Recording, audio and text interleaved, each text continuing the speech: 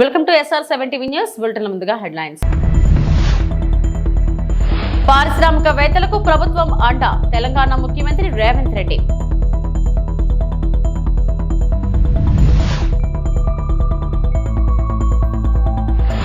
AP అభివృద్ధికి Singapore సహకారం. Minister Narayana.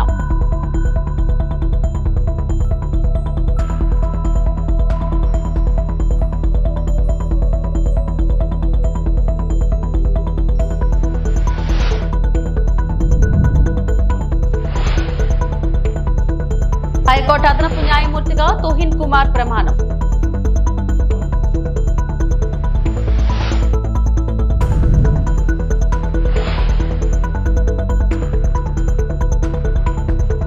పారిశ్రామికవేత్తలకు ప్రభుత్వం అన్ని వేళలా అండగా ఉంటూ పారదర్శకత, అభివృద్ధి, ఆవిష్కరణలకు అనువైన వాతావరణం కల్పిస్తామని ముఖ్యమంత్రి రేవంత్ రెడ్డి స్పష్టం చేశారు. తెలంగాణను $1 ట్రిలియన్ ఎకానమీగా తీర్చిదిద్దడమే లక్ష్యంగా పనిచేస్తున్నామన్న సీఎం 2047 నాటికి తెలంగాణను $3 ట్రిలియన్ ఎకానమీగా తీర్చిదిద్దుతామని పేర్కొన్నారు. గచ్చిబౌలిలో ప్రముఖ ఫార్మా సంస్థ ఎలీ లిల్లీ ఏర్పాటు చేసిన గ్లోబల్ కేపబిలిటీ సెంటర్ ప్రారంభోత్సవ కార్యక్రమంలో పరిశ్రమలు, ఐటీ శాఖల మంత్రి శ్రీధర్ బాబుతో కలిసి ముఖ్యమంత్రి పాల్గొన్నారు. భారత్లో ఫార్మాన్యూటికల్ ఉత్పత్తిలో సుమారు 40% తెలంగాణలోనే జరుగుతుందన్న ముఖ్యమంత్రి ప్రపంచంలోని అగ్రశ్రేణి ఫార్మాన్యూటికల్, బయోటెక్నాలజీ సంస్థలకు హైదరాబాద్ అత్యంత ప్రాధాన్యత కలిగిన ప్రపంచ గమ్యస్థానంగా మారిందన్నారు. Good afternoon, friends. My colleague, Minister Sridhar Babu Garu, Sri D.Yoga Rao, Chief Information and Digital Officer, and global team of Eli Lilly, industry leaders, ladies and gentlemen. Today marks a historic milestone in the journey of Telangana life sciences sector. Today's event is a clinching proof that in less than 20 months, my government vision and hard work have made Hyderabad the global GCC capital and hub. For this, I congratulate Minister Sridhar Babu Garu, Jayesh Ranjan, Sanjay Kumar, Shakti Nagappan, Ajit Reddy, and all officers who have made this happen. This is an important step towards achieving the Telangana Rising 2047 vision. Our plan is we wanted to reach within 10 years $1 trillion economy. 2047 we wanted to reach $3 trillion economy. Government of India is focusing on 2047 for $30 trillion economy. I wanted to contribute from my state 10% of the Indian economy with your support.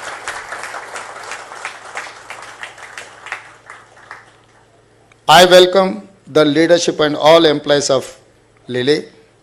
I thank all global investors and corporations for their continuing trust and support in Telangana. We are opening the new center of Lilly that will manage, lead and accelerate its global operations.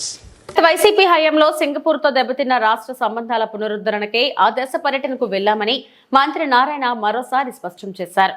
ఆ దేశ ప్రభుత్వం కూడా AP అభివృద్ధికి సహకరించేందుకు ముందుకు వచ్చిందన్న నారాయణ అక్కడి పెట్టుబడిదారులను విశాఖలో జరిగే పెట్టుబడిదారుల సదస్సుకు ఆహ్వానించామని చెప్పారు. విజయవాడలో స్వచ్ఛంద కార్పొరేషన్ ఆధ్వర్యంలో మున్సిపల్ కమిషనర్లు, అధికారులకు నిర్వహించిన ఐఈసీ, బీసీసీ వర్క్ షాప్ కు మంత్రి నారాయణ, స్వచ్ఛంద కార్పొరేషన్ చైర్మన్ పట్టాభి హాజరయ్యారు. అక్టోబర్ 2 నాటికి 85 లక్షల టన్నుల చెత్తను తీసేసే కార్యక్రమం పూర్తి చేస్తామన్న నారాయణ అప్పటికి వచ్చే మరో 20 లక్షల టన్నుల చెత్తను డిసెంబర్ 31 నాటికి తీసేస్తామని చెప్పారు. రోజువారీ వచ్చే చెత్తను ఎప్పటికప్పుడు ప్రాసెసింగ్ చేసేందుకు ప్రాసెసింగ్ ప్లాంట్లను కూడా అక్టోబర్ 2 నాటికి ఏర్పాటు చేస్తామని తెలిపారు. 1-to-1 తర్వాత మీటింగ్స్ పెట్టారు, డిస్కస్ చేశారు. వాళ్ళందరినీ కూడా విశాఖపట్నంలో ఏదైతే మన యొక్క ఇండస్ట్రియల్ మీట్ జరగబోతుందో దానికి ఇన్వైట్ చేశారు రమ్మని. ఈ లోపల కూడా వాళ్ళు వర్కౌట్ చేసుకురమ్మన్నారు. మన అధికారులకు కూడా, ఇండస్ట్రియల్ అధికారులకు కూడా యాక్చువల్గా ఇన్స్ట్రక్షన్ ఇచ్చారు. వాళ్ళతో కోఆర్డినేట్ చేసుకుంటూ ఏదైతే వాళ్ళు ఇక్కడ ప్లాంట్లు పెట్టగలరో వాళ్ళకి ఏం సపోర్ట్ చేయాలో దాని మీద డిస్కస్ చేసి మళ్ళీ ముఖ్యమంత్రి గారికి నివేదించమని వాళ్ళకి ఆదేశించారు. దాన్ని యాక్చువల్గా కంటిన్యూ చేయడం జరుగుతుంది. టెక్నికల్ సపోర్ట్ మాత్రమే ఇస్తాము, మిగతా దాంట్లో ఇవ్వము అనే విధంగా మంత్రి కూడా ప్రకటన చేశారు. అంటే ఏదైతే యాక్చువల్గా ఆ రోజు స్విచ్ ఛాలెంజ్ మెథడ్లో 1450 ఎకరాలు ఏదైతే ఉందో దాన్ని యాక్చువల్గా దానికి ముందుకు పోలేమని చెప్పారు. అది వాళ్ళు యాక్చువల్గా అది కాకుండా మిగతా ఏదైనా చేస్తూ ఉన్నారు.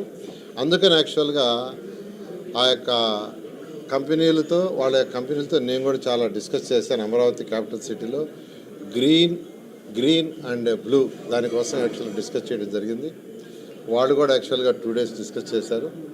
దాని మీద మా సిఆర్డే కమిషన్ని అఫీషియల్గా వాళ్ళకి యాక్చువల్గా లెటర్స్ రాయమన్నారు. చేస్తే వాళ్ళు దాన్ని ఫర్దర్గా కరెస్పాండెన్స్ చేసి దాని ముందుకు పోవడం జరుగుతుంది.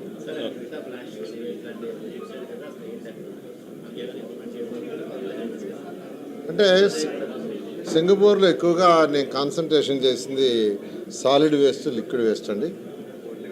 అంటే మా 2 రోజులు ఎక్స్ట్రాగా నేను ఉన్నాను. 2 రోజులు యాక్చువల్గా సాలిడ్ వేస్ట్, లిక్విడ్ వేస్ట్ మన యొక్క రాష్ట్రంలో ఎలా జరుగుతుంది, అక్కడ ఎలా జరుగుతుంది అనేది. అంటే 2014-19లో కూడా అక్కడికి పోయి నేను స్టడీ చేసి వాళ్ళ వేస్ట్ ఎనర్జీ ప్లాంట్స్ చూసే మన రాష్ట్రంలో పెట్టింది. అదేవిధంగా ఇప్పుడు ఆ రాష్ట్రంలో అయితే జనరల్ వేస్ట్ అండ్ రీయూజబుల్ అని సపరేట్ చేస్తారు, సెగ్రిగేషన్. జనరల్ వేస్ట్, ఇంకోటి వచ్చి రీయూజబుల్ ప్లాస్టిక్ బాటిల్స్, వాటిని కూడా స్టడీ చేస్తాం. యాక్చువల్గా మనం ఏదైతే వేస్ట్ ఎనర్జీ ప్లాంట్స్ 2 పెట్టామో అదేవిధంగా ఆ రాష్ట్రంలో 9000 టన్నులు ప్రతి డే వస్తుంటే అన్నీ కూడా వేస్ట్ ఎనర్జీ ప్లాంట్స్ అని చేస్తున్నారు. అందుకనే మన రాష్ట్రంలో కూడా మరొక 6 ప్లాంట్లు ఆల్రెడీ శాంక్షన్ చేసాం.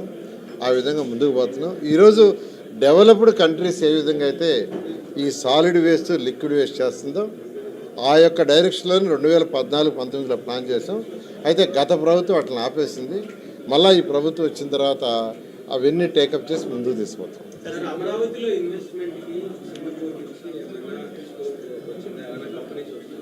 అంటే అనేక కంపెనీలు యాక్చువల్గా ముందుకు వచ్చినాయండి. ఏదేమైనా అఫీషియల్ ప్రాసెస్, అఫీషియల్ కరస్పాండెన్స్ జరగాల. అందుకని సిఆర్డే కమిషనర్కి, ఇండస్ట్రీస్ డిపార్ట్మెంట్ వాళ్ళకి ముఖ్యమంత్రి గారు ఇన్స్ట్రక్షన్స్ ఇచ్చారు. మీరు కరస్పాండెన్స్ చేసి వాళ్ళని ఇన్వైట్ చేయండి, వాళ్ళని రమ్మన్నారు యాక్చువల్గా ముఖ్యమంత్రి గారు. దాని మీద చేస్తే అంటే వెంటనే అయిపోగానే జరగదు, ఇట్ టేక్స్ టైం. ఆ టైం ప్రకారం ముందుకు పడుతుంది. చాలా థ్యాంక్ యూ. హైకోర్టు అదనపు జడ్జిగా జస్టిస్ తుహిన్ కుమార్ గేదెల ప్రమాణ స్వీకారం చేశారు. తుహిన్ కుమార్ తో high court CJ justice Dheeraj Singh Thakur ప్రమాణం చేయించారు. దీంతో హైకోర్టు న్యాయమూర్తుల సంఖ్య 30కి చేరింది. తుహిన్ కుమార్ ఉమ్మడి శ్రీకాకుళం జిల్లా వీరఘట్ట మండలం కత్తులకవిటి గ్రామానికి చెందినవారు. తల్లిదండ్రులు సరోజిని నాయుడు, కృష్ణమూర్తి నాయుడు. తుహిన్ కుమార్ విశాఖపట్నంలో పాఠశాల విద్య, కృష్ణా కళాశాలలో ఇంటర్ చదివారు.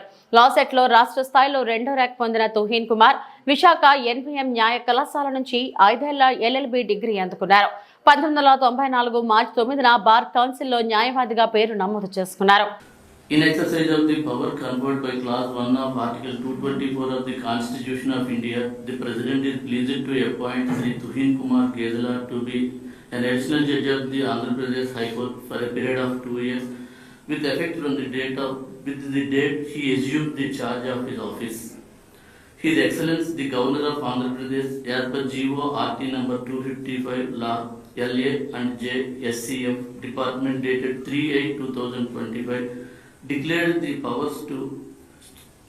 delegated the powers to Honorable Sri Justice Dheeraj Singh Thakur, the Chief Justice of the High Court of Andhra Pradesh, to administer the oath to Sri Tuhin Kumar Gedela, Additional Judge designate. With the permission of my Lord, the Honorable the Chief Justice, I read out the government order. Under Article 219 of the Constitution of India, the Governor of Andhra Pradesh hereby appoints Honorable Sri Justice Dheeraj Singh Thakur, the Chief Justice, High Court of Andhra Pradesh, as the person before whom Sri Tuhin Kumar Gedela, who has been appointed as an additional judge of High Court of Andhra Pradesh, shall make and subscribe an oath or affirmation according to the form set out for the purpose in the 3rd schedule to the Constitution of India, before he enter upon his office.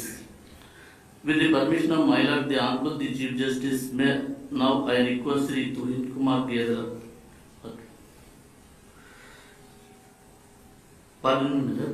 With the permission of my Lord the Honorable the Chief Justice, I read out the warrant of appointment issued by Her Excellency the President of India, appoints Sri Tuhin Kumar Gedala to be an additional judge of the High Court of Andhra Pradesh. High Court. By virtue of the power vested in me by Clause 1 of the Article 224 of the Constitution of India, I, Draupadi Murmu, President of India, do hereby appoint Sri Tuhin Kumar Gedala to be an additional judge of the Andhra Pradesh High Court for a period of 2 years with effect from the date he assumed charge of his office. Given at Rashtrapati Bhavan, New Delhi, this first day of August in the year 2025, 10th Shravan 1947, Saka, in the 76th year of Republic of India. Signature President of India. I unquote. May I now request my Lord the Honorable the Chief Justice to administer the oath.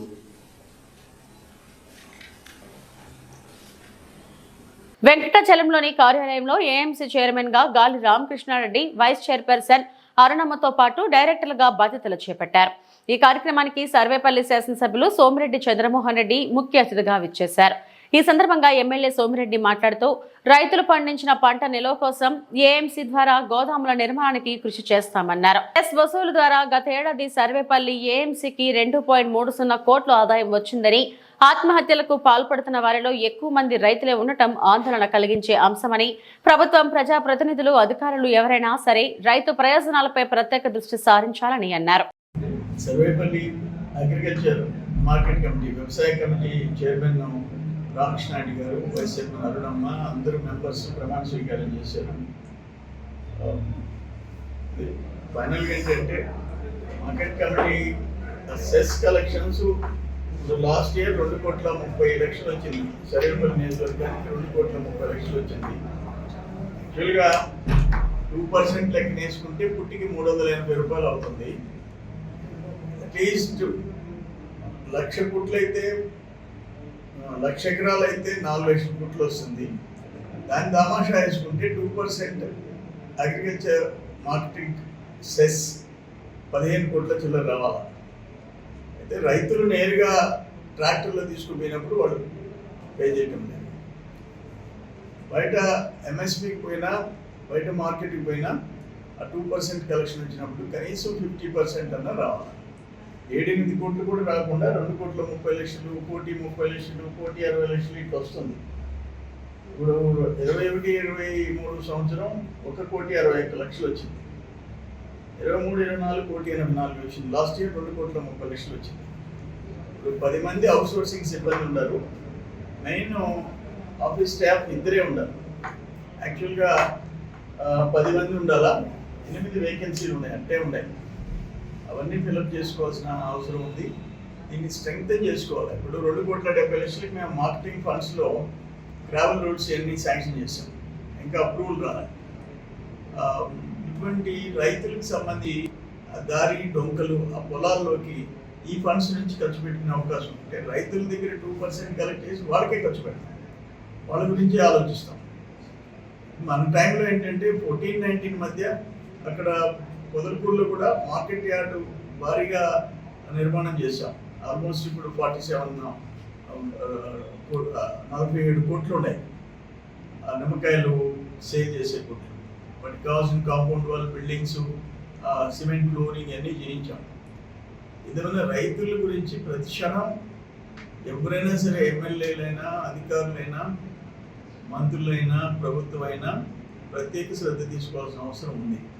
ఈరోజు వ్యవసాయం చేసే రైతులకి paddy, వరి సేద్యం చేసే రైతులకి అతి కష్టం మీద 25,000-30,000 ఎకరానికి మిగులుతుంది.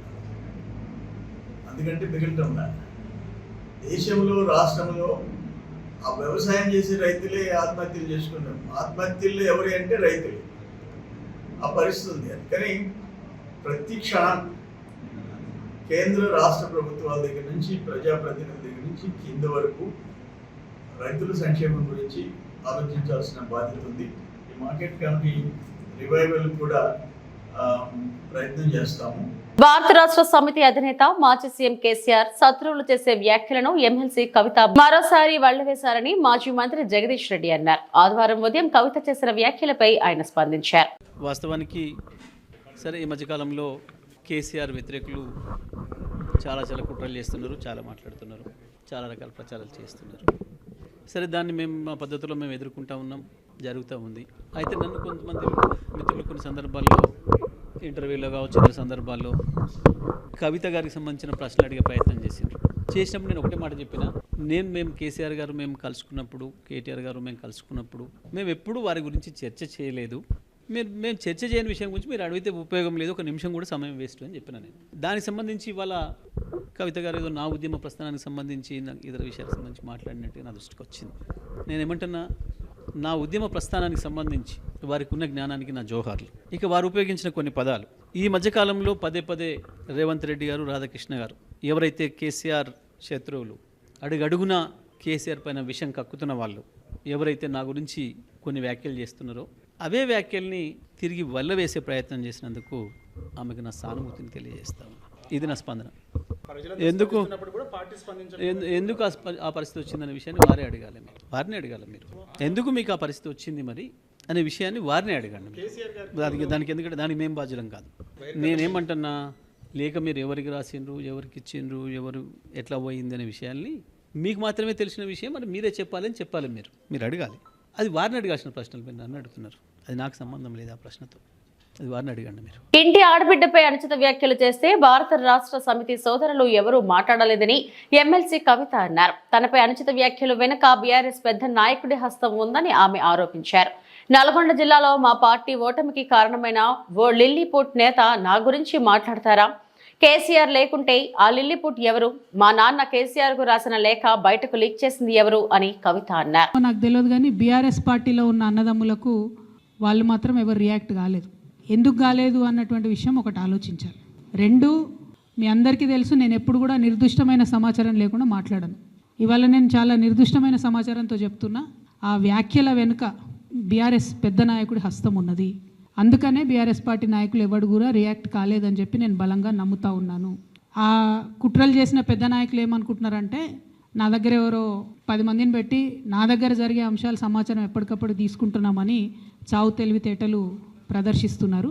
కానీ ఆ బాగా పెద్దగా ఉన్న నాయకుడికి అర్థం కావాల్సింది ఏంటంటే, అక్కడేం జరుగుతుందో కూడా నాకు సమాచారం వస్తూనే ఉంటుంది. సో మీరు ఏ టైంలో ఎవరిని కలిశారు, నా మీద వ్యాఖ్యలు చేయడానికి మీరు ఎవరిని ప్రోత్సహించారు, మీరు ఎంత కింద స్థాయికి దిగజారి ఒక ఆడబిడ్డ మీద అటువంటి వ్యాఖ్యలు చేయించారు, ఇవన్నీ కూడా నేను చూస్తున్నా, గమనిస్తున్నా. నేను బలంగా కర్మ సిద్ధాంతాన్ని నమ్ముతున్నా. నేను మళ్ళీ చెప్తున్నా, ఇవాళ మీరు నన్ను ఒంటరి చేసి ఏదో చేయాలని అనుకోవచ్చు, నా మీద ఇటువంటి వ్యాఖ్యలు చేపించి శునకానందం పొందొచ్చు టెంపరీగా, కానీ దేవుడు అనేవాడు ఉన్నాడు. ఖచ్చితంగా అది మీకు తిరిగి కొట్టే సమయం వస్తుంది. ఒకటి. రెండు ఒక లిల్లీపుట్ నాయకుడు, నల్గొండలో బీఆర్ఎస్ పార్టీని నాశనం చేసిన ఒక లిల్లీపుట్ నాయకుడు ఆమెవరు ఈమెవరు అని మా గురించి మాట్లాడుతూ ఉన్నారంటే, మరి ఆయనకు ప్రోత్సాహం ఇస్తున్నది ఎవరో కూడా ప్రజలు ఆలోచించుకోవాలి. ఇవాళ నల్గొండ జిల్లాలో ఒక సీటు కూడా రాలే. ఆయన సీటు సావు తప్పి కన్నులొట్టవైన చందంగా చివరి నిమిషంలో అనుకోకుండా గెలిచినటువంటి సీటు. ఎన్నడూ ప్రజా ఉద్యమాలు చేయలే. కేసీఆర్ గారు లేకపోతే మరి నువ్వెవరు? అది కూడా ఆలోచించుకోవాలి కదా. కేసీఆర్ గారు లేకపోతే బీఆర్ఎస్ పార్టీలో ఉన్న ఏ నాయకుడైనా ఎవరు? ప్రజలకు మనందరినీ పరిచయం చేసింది కేసీఆర్ గారే కదా. మనలో మనం కన్ఫ్యూజన్ ఉన్నప్పుడు ఇష్టం వచ్చినట్టు మాట్లాడుకోవచ్చా? ఈ లిల్లీపుట్ నాయకుడు మాట్లాడంగానే ఇంకో చిన్న పిల్లగాడు నిన్నగాక మొన్న మా పార్టీలోకి వచ్చిన వాళ్ళు కూడా ఎటుపడతట్టు మాట్లాడు. అసలు ఎవరు మీరు? మీకు తెలంగాణ ఉద్యమంతో సంబంధం ఏంది? వైసీపీకి బహిరంగ చర్చకు సిద్ధమా అంటూ కూటమి నేతలు విసిరిన సవాల్ ప్రస్తుతం హాట్ టాపిక్ గా మారింది. తప్పుడు ప్రచారాలతో ప్రజలను మభ్యపెట్టే ప్రయత్నాలు వైఫల్యంగా మారాయని వారు అన్నారు. మీకు ధైర్యం ఉంటే స్థలం, సమయం చెప్పండి, మేమే అక్కడికి వస్తాం, బహిరంగ చర్చ చేద్దాం. దళితులపై అక్రమ కేసులు, భూముల లాక్కోవడం, మట్టి ఇసుక మాఫియా, వైసీపీ పాలనలో జరిగిన అక్రమాలపై కూటమి నేతలు తీవ్ర స్థాయిలో ఆరోపణలు గుప్పించారు. శాసనసభలో బండారు సత్యానందరావు చేసిన అభివృద్ధి పనులపై విమర్శించే నైతిక హక్కు వైసీపీకి లేదు అంటూ ఘాటుగా స్పందించారు. కూటమి నేతలు ఈ సమావేశంలో పలువురు కూటమి నేతలు పాల్గొన్నారు. వైసీపీ పాలనపై బహిరంగ చర్చకు మేము సిద్ధమంటూ మరోసారి స్పష్టం చేశారు. మీ మాజీ ఎమ్మెల్యేగా తీసుకురండి, మాకు తెలుసు, మేము చెప్పాలంటే చాలా ఉన్నాయి. బ్రాందీ షాపుల్లో ఓటాలు ఎవరికి ఉన్నాయి? గవర్నమెంట్ షాప్ కరెక్టే. బెల్ షాపులు ఆయంలో 100 రూపాయలు కోట ఉంటే 50 రూపాయలు బెల్ షాపులు వేసేవారు. ఈ బెల్ షాపులు మెయింటైన్ చేసింది ఎవరు? వైసీపీ నాయకులు కదా. ఇవన్నీ రుజువులు ఉన్నాయి. ప్రతిదీ కూడా రుజువులతో నిరూపిస్తాం. రండి, చర్చకి రండి. ప్లేస్ మీరు నిర్ణయిస్తారా, మమ్మల్ని నిర్ణయిస్తారా? కాబట్టి దయచేసి ఒకరికొకరు బురద తెలుసుకుంటాం కాదు, వాస్తవాలు ఏమో గ్రహిస్తున్నారు. ఎన్ని ఇచ్చారు, ఎందుకు ఇచ్చారు నమ్మి మీ మీద నమ్మకం లేక మీకు 11 సీట్లతోనే ఖర్చు పెట్టారు. రేపు భవిష్యత్తులో లోకల్ బాడీ ఎలక్షన్లో మీరు వాళ్ళు ఎక్కడైనా డిపార్టీలు తెచ్చుకోగలుగుతారు, ఏ ఊళ్ళో అయినా సరే. మీరు అందరూ గ్రహించుకుని గొడవలు కాదు సమస్య, పేద ప్రజలకు ఏమో ఉపకారం చేయాలని మీరు సలహాలు ఇవ్వండి. మా నాయకులు పాటిస్తారు, మా ఎమ్మెల్యే గారు మేము దృష్టికి తీసుకెళ్తాం. ఎక్కడైనా సమస్య ఉంటే మా సమస్య దృష్టికి తీసుకురండి. ఇప్పుడు మేము ఉన్నాం, పోలీస్ స్టేషన్లు ఎవరిని కూడా మేము ఇది మేనేజ్ చేయట్లేదు. డైరెక్ట్గా మీరు వెళ్తారు, అందరూ ప్రజలందరూ వెళ్ళి పోలీస్ స్టేషన్కి వెళ్ళి సమస్యలు పరిష్కరించుకుంటున్నారు. మేము ఎవరికో రికమెండేషన్ చేయట్లేదు. మీకులాగా అసలు ఎప్పుడు కూడా టీడీపీ నాయకుల్ని డైరెక్ట్ ఎస్ఐ గారు చెప్పేవాడు, ఏమని చెప్పేవాడు, పోలీస్ స్టేషన్ మెట్లు ఎత్తే కుదరదో టీడీపీ వాళ్ళని బోర్డు పెట్టాడు మాకు. మేము అలా కాదు కదా, అందరికీ మా ఎమ్మెల్యే గారు ప్రియనెస్ ఇచ్చాడు. కక్ష సాధింపులు లేవు ఎమ్మెల్యే గారికి. అందరూ బాగుండాలి, నేను బాగుండాలని కోరుకునే ఎమ్మెల్యే గారు 4 సార్లు ఎమ్మెల్యే గారు, ఇప్పుడు కూడా ఆయన మార్చలేదు. మీరు దయచేసి వ్యక్తిగత ఆరోపణలు మానేసి మన కొత్తపేట తాలూకా అభివృద్ధికి తోడ్పడతారని కోరుకుంటూ, రేపు పొద్దున భవిష్యత్తులో మీరు ఎనీ టైం మా మెసేజ్ చూసి మీరు ఎక్కడ ప్లేస్ పిక్ చేసినా సరే మేము బహిరంగ సాక్షికి వచ్చి ప్రజలకు వాస్తవాలు తెలియజేస్తామని కోరుకుంటున్నాం. అల్లూరు సీతారామరాజు జిల్లా ముంచంగిపుట్టు మండలంలో వృద్ధులకు పంపిణీ చేయవలసిన 16,62,000 రూపాయల ఎన్టీఆర్ భరోసా పెన్షన్ సొమ్ము వెల్ఫేర్ అసిస్టెంట్ కటారి మట్యరాజు నుండి దొంగలు దోచుకోవడంతో వెంటనే ముంచంగిపుట్టు పోలీసులకు సమాచారం ఇవ్వడంతో 48 గంటల్లోనే చాకచక్యంగా ఛేదించి నగదుతో పాటు 3 ముద్దాయిలను అదుపులోకి తీసుకున్నారు. ఒరిస్సాకు చెందిన 3 నిందితులు జోలాపుట్ వద్ద పెద్ద మొత్తంలో నగదు పంచుకుంటున్నట్లు ముంచంగిపుట్టు పోలీసులకు సమాచారం రావడంతో సిఐ బాల శ్రీనివాసరావు, ఎస్ఐ జె రామకృష్ణ కొన్ని బృందాలుగా ఏర్పడి ముద్దాయిలను అదుపులోకి తీసుకున్నారు. వారి వద్ద నుండి 15,62,000 రూపాయలు మరియు 3 సెల్ ఫోన్లు, 2 కత్తులు స్వాధీనం చేసుకున్నారు. ఒరిస్సాకు చెందిన 3 ముద్దాయిలు సంతోష్ కుమార్, మహాపాత్ర, వికాస్ కోరా, స్విప్నిల్ గురేగా గుర్తించారు. తక్కువ కాలంలో ఎక్కువ డబ్బు ఈజీగా సంపాదించాలనే ఉద్దేశంతో నేరం చేసినట్లు అంగీకరించారు. ఈరోజు మీ అందరినీ ఇక్కడే పాడేరు హెడ్ క్వార్టర్స్కి పిలవడం ఉద్దేశం అనేది మీ అందరికీ తెలుసా, మనకి 31 జూలై రోజు మనకి ఒక వెల్ఫేర్ అసిస్టెంట్ సుమారు 15,62,000 రూపీస్ మన pension distribution program next day ఉంటున్నాయి. 1st of every month ఉన్న దీనికోసం తీసుకువెళ్తున్న సమయంలో కొన్ని పర్సన్స్ వాళ్ళని బయలు అలర్ట్ అయిపోయారు. అలర్ట్ అయిపోయిన తర్వాత ఎస్డిపిఓ వాళ్ళని డైరెక్షన్స్ ఇచ్చి సీసీటీవీ కెమెరాస్ని అన్ని ఫుటేజెస్ని చెక్ చేయడం జరిగినాయి. మనకి సమాచారం వచ్చిన వెంటనే 3 టీమ్స్ మన ఫామ్ చేయడం జరిగిన. ఒక టెక్నికల్ టీమ్ సీసీటీవీ కెమెరా ఫుటేజెస్ని అనాలిసిస్ కోసం, రెండోది మనకి సీసీటీవీ ఫుటేజెస్తో ఏమైనా సమాచారం వచ్చినా దీన్ని ఫీల్డ్లో వెరిఫికేషన్ కోసం అందుకు ఒక టీం మన ఈ కంప్లైంట్ ఏమైనా ఉంటాయి వెల్ఫేర్ అసిస్టెంట్ వాళ్ళని ఎగ్జామినేషన్ అండ్ పుట్టి సంఘటన అయ్యడం జరిగిన దీన్ని మొత్తంగా ఎగ్జామినేషన్ అండ్ ఇన్వెస్టిగేషన్ టేకప్ చేయడం జరిగింది. మీ అందరికీ ఈరోజు పిలిచి ఈ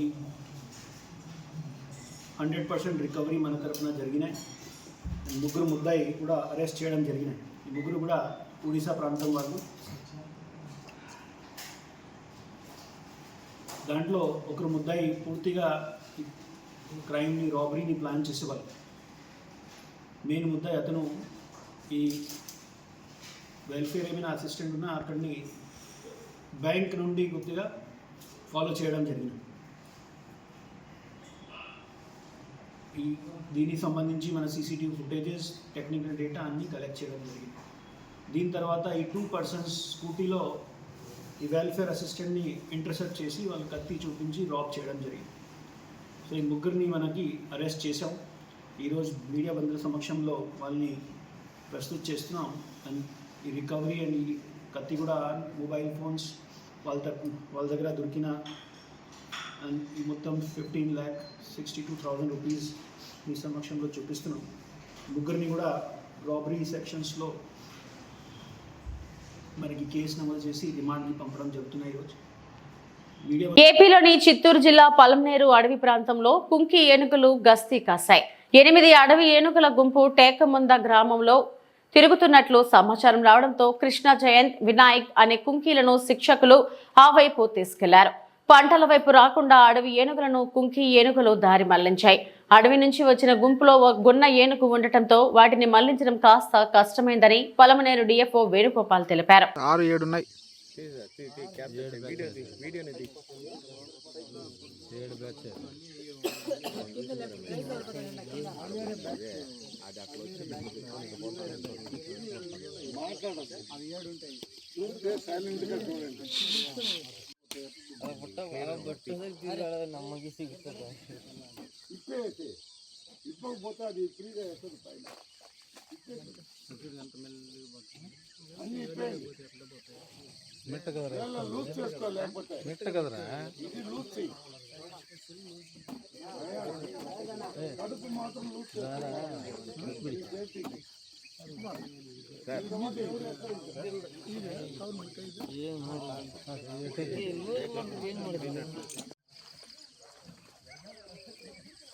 జనాలు కూడా లెక్కేసుకోండి. లేదా ఇప్పుడు పైన కింద అందరు వీళ్ళు పైన ఉండేవాళ్ళు 3 సార్, దాని కింద 2. కిరణ్ పోతున్నాడా సార్? విన్నావా? ఇంకా రాజశేఖర్ పోతున్నాడా? చిరంజీవి రూట్ తెలుసు. చిరంజీవి తెలుసు. ఇవి ఇప్పటివరకు నా బులెటిన్ అప్డేట్స్. నమస్తే.